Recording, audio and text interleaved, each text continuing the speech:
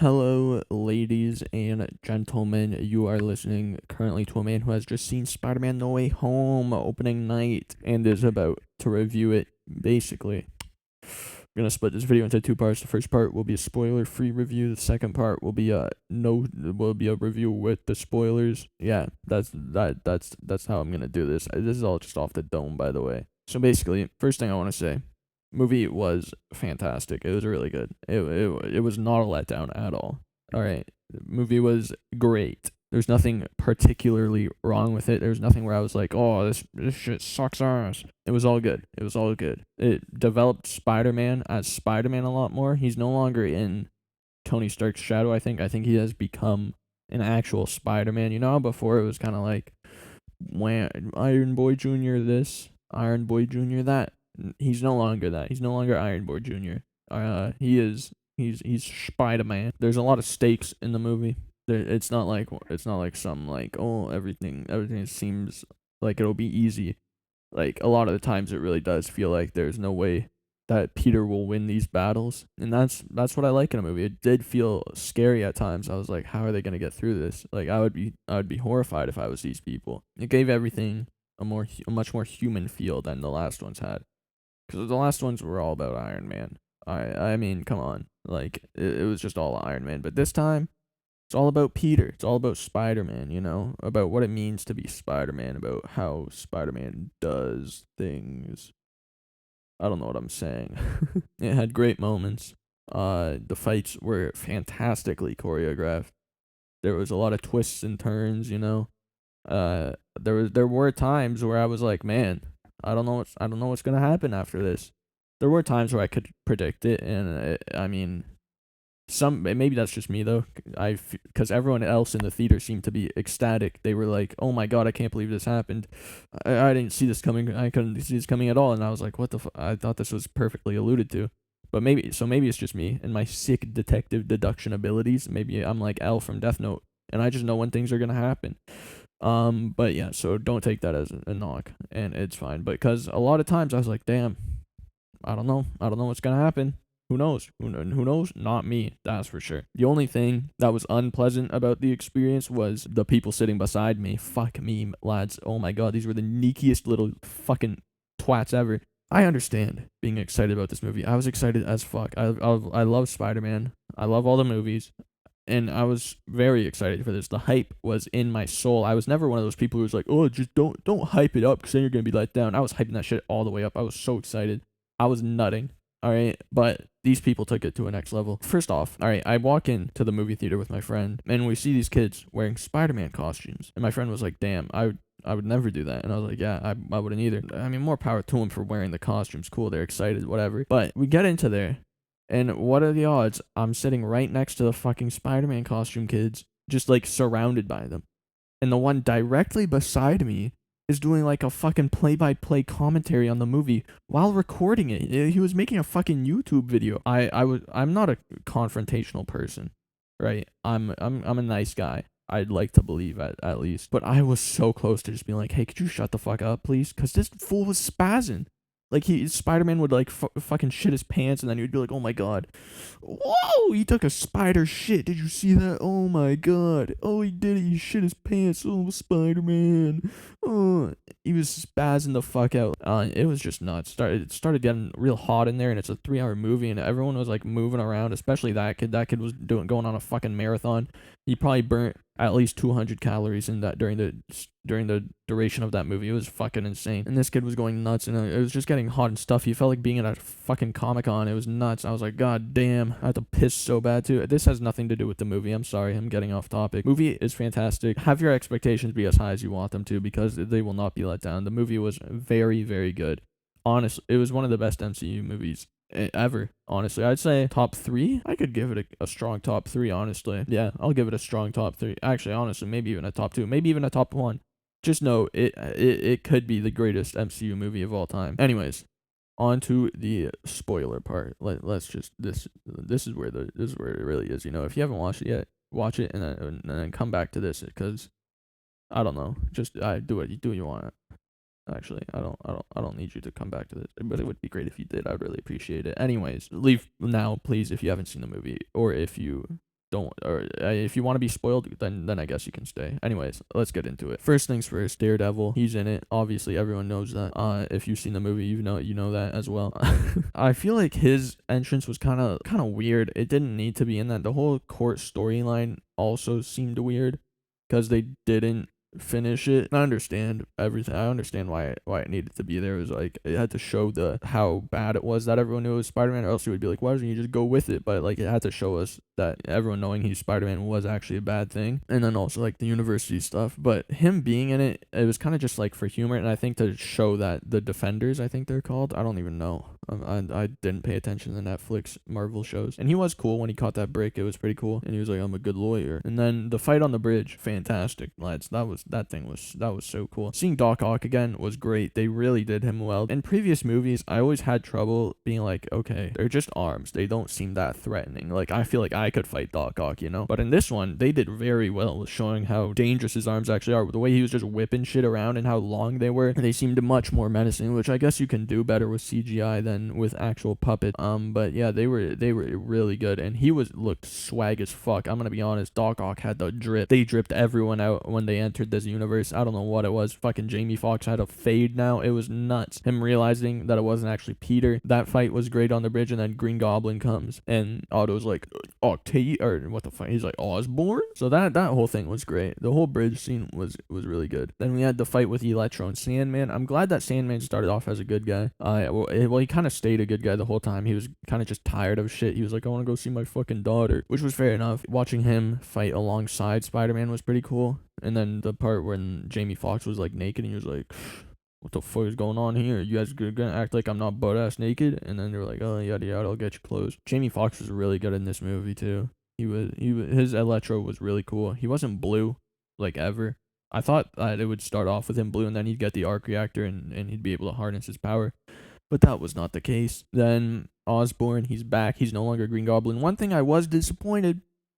One thing that was bad.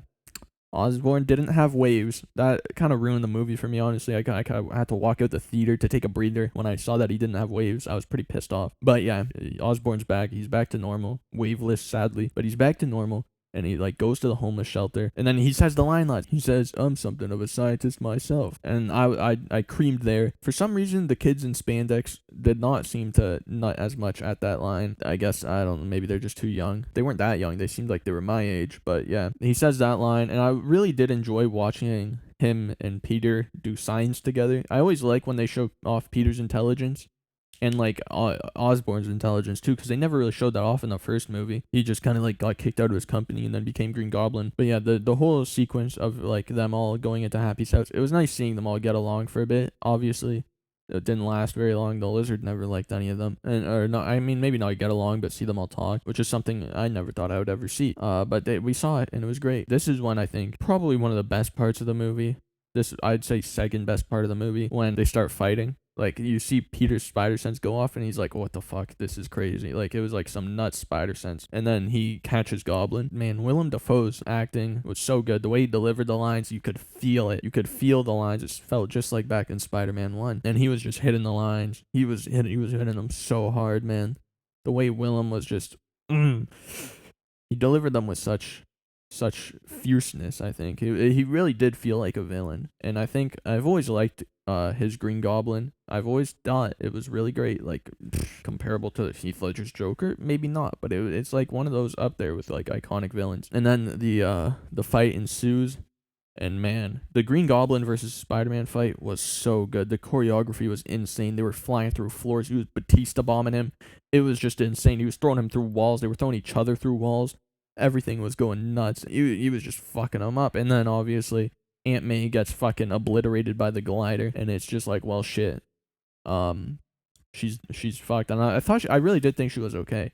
Her dying was like crazy to me and she like completely replaced Uncle Ben, which I thought was kind of weird because it's like, then what does Uncle Ben do now? Is he not just not existent? That part weirds me out a bit, but other than that, I was like, okay, it's fine. It was great. It was emotional. I'm sad that we don't get to see Aunt May anymore. because she was hot as fuck. But yeah, Tom Holland's always been great at acting when it comes to traumatic experiences. The way, like, the whole thing was just good. I was thinking, I was like, damn, bro, if I were you, I would have killed all those guards right then and there. I would have just gone berserk. Let me say, he's a better man than me. I could never be Spider-Man, because I would have definitely started killing fools at that point. If someone killed my mom, or a woman who was acting as my mom, I would have, and then I got shot, it's over for them. I'm punching all their heads off. One thing I didn't see coming, again, was, I mean, I've said multiple things that I haven't seen coming, but this one was them seeing Andrew. Like, obviously, when Ned started using the sling ring, I was like, okay, they're just gonna get Peter back. But then they didn't, and it was Andrew, and I was like, oh damn. And then I was like, well, they're obviously gonna try again and end up getting Tobey Maguire, which they did, and I called that one. But yeah, that was really cool. Seeing Andrew and Toby had really good chemistry in the movie, and it was nice seeing them talk to Zendaya and Jacob Batalon. Big ups Ned. Like, that part was really cool, watching Andrew like prove he was Spider-Man and stuff, and like Ned's grandma being like, hey, you get those cobwebs? I don't know why Ned's grandma's a cholo, but yeah. Then they go and they like talk to Peter, and Peter's like, I'm gonna fucking kill Green Goblin. I'm gonna kill that motherfucker. And then they're both like, oh, well, we've also went through pain and suffering, and we've also killed people, yada yada. And then they like convinced them to not do it. They were like, we can do it the right way. We can cure them. And then we see them all doing science, which was really cool. That felt like Peter Parker's hanging out instead of Spider-Man's.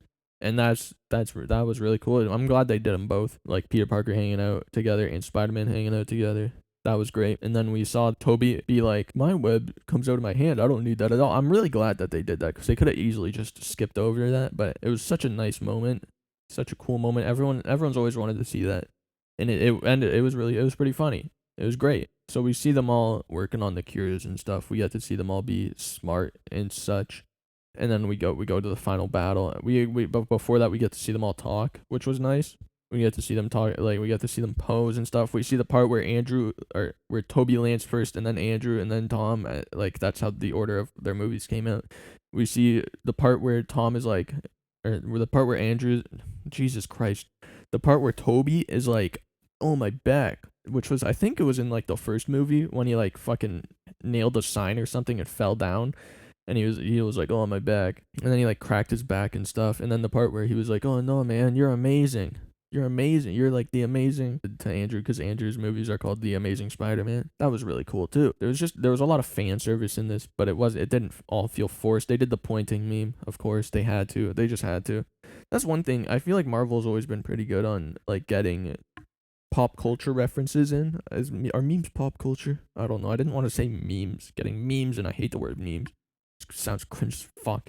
Anyways, this isn't about the memes. Well, it kind of is, but yeah. Anyways, and then we get the final battle.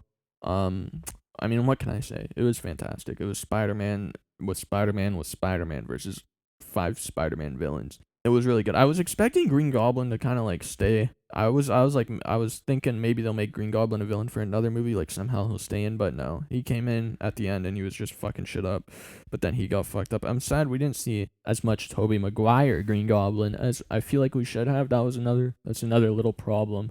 Not really a problem. Another like criticism, I guess. Because Toby and Green Goblin, they were real enemies, And I feel like we should have seen him be like, oh my god, I saw you die. I fought your son, yada yada. Like, I feel like there was so much dialogue that could have been had there, but it just wasn't. It wasn't to be, I guess. Maybe it would have been too long. Who knows? Final battle was fantastic. The part where one of them, Andrew was like, I thought I was Peter too, and it was like, because of like the movies and stuff. He's like, are you Peter too? I don't know. Yada yada. Green Goblin, when fucking Tom was about to kill him, that was crazy. And then Toby was like, no, don't do it. And then he stopped him. Toby had to stop the glider from impaling him this time. That was great. Cheeky little callback, and then he gets fucking stabbed. One thing I was sad about, there was no jazz music. He also didn't say, I hate those things, in the first movie where he's like, I hate these things, so they cut him up. Wait, was that in the third movie? That might have been in the third movie, actually. I can't remember, because I am not smart enough. But yeah, regardless. Then he gets stabbed, and you, think he's gonna die, but then he doesn't, which was cool, because there was, really no point in killing him if he's just gonna disappear. And then everyone forgets that Tom's Spider-Man. But yeah, that's about it. Movie was fantastic. It really was great. See it if you like Spider-Man at all. And yeah, hope you guys enjoyed. See you in the next one. Deuces.